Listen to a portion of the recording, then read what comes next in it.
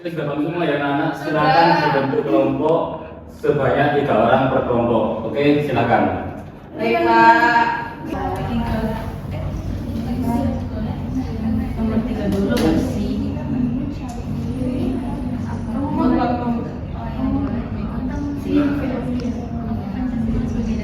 Jadi tadi tuh nomor 3 tuh kayak gini gak sih?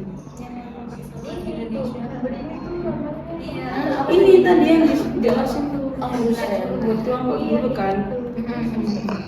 Ya nanti di rumah aja ngecek. Iya, gampang lah ya. Aku ya, lu nanti kerjain yang faktor kedua sama ketiga dulu. Oke. Ini sama ini. Ini kamu yang nomor 1, terus kamu yang faktor pendorong. Oke, nanti di grup gitu. Oke.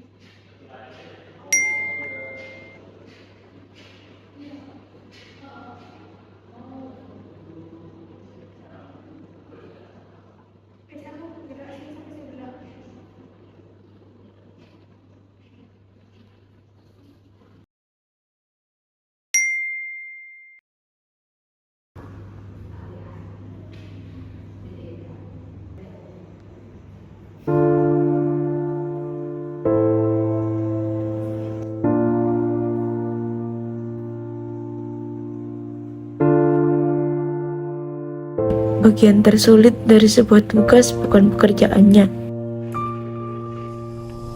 melainkan mengerjakannya sendirian. Katanya ini tugas kelompok, tapi sejak awal yang benar-benar mengerjakan hanya 1 orang. Pesan WhatsApp tak kunjung dibalas, tanggung jawab seakan hilang begitu saja.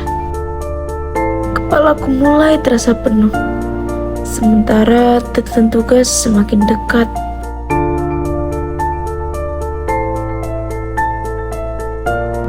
Aku masih duduk sendiri di teman layar ini. Waktu terus berjalan, mataku semakin berat.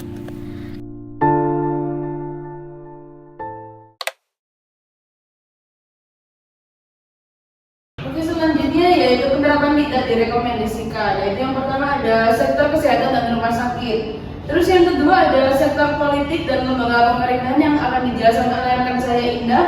Terus ada selanjutnya layanan hukum dan kedugaan yang selanjutnya dijelaskan oleh rekan saya Rifka.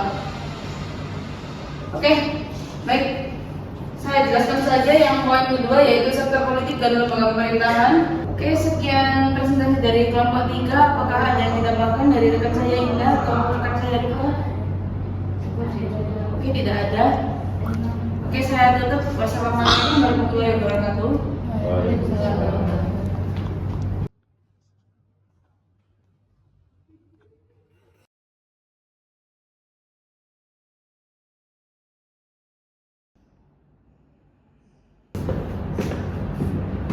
Bapak, Ya. saya mau mengadukan sesuatu. Tadi kan saya kan kelemahan bertiga ya Pak.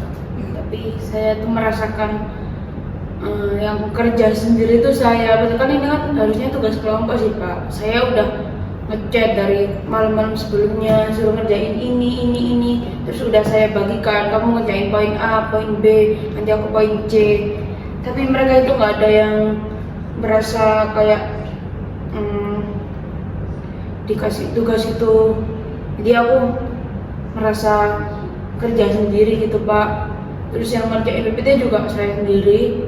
Terus yang Bapak kan lihat kan tadi yang aku presentasi itu. Karena aku presentasi sendiri, mereka nggak ngapa-ngapain, nggak memberikan tanggapan, kalau terus menambahkan juga nggak ada begitu. Menurut Bapak gimana tuh solusinya? Kalau dari saya, mending nanti saya hubungi lagi mereka dan nanti biar saya kasih nilai yang berbeda dari kamu, gitu ya.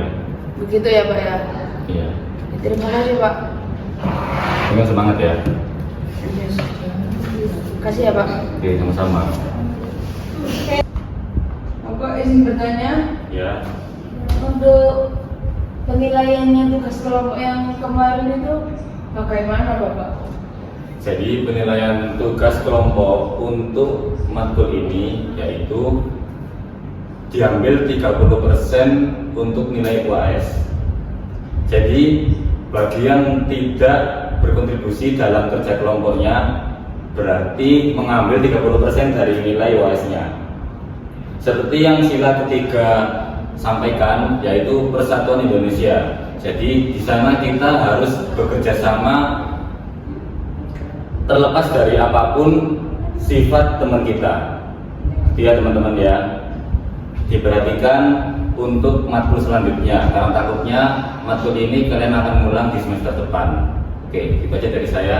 Terima kasih. Terima kasih Bapak.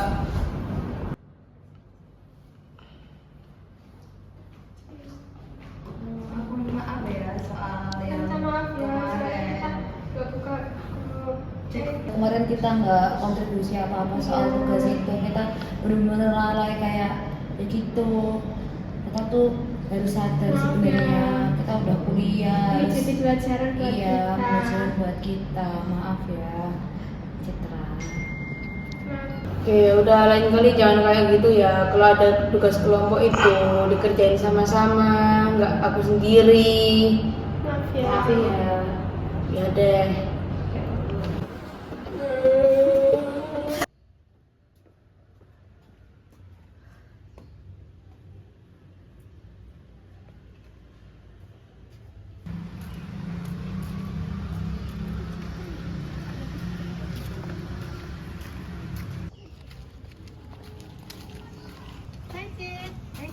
Hai. Ayo ikut yuk beli jajan. Makan yuk. Ayo. Sila kelima mengajarkan kami bahwa keadilan lahir dari saling menghargai dan berbagi tanggung jawab.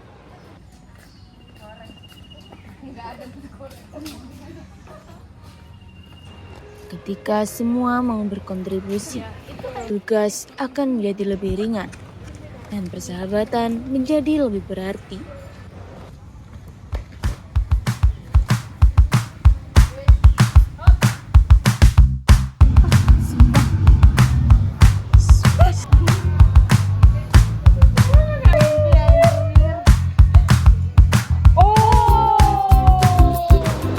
Karena pada akhirnya kami bukan hanya menyelesaikan tugas bersama, kami juga tumbuh bersama.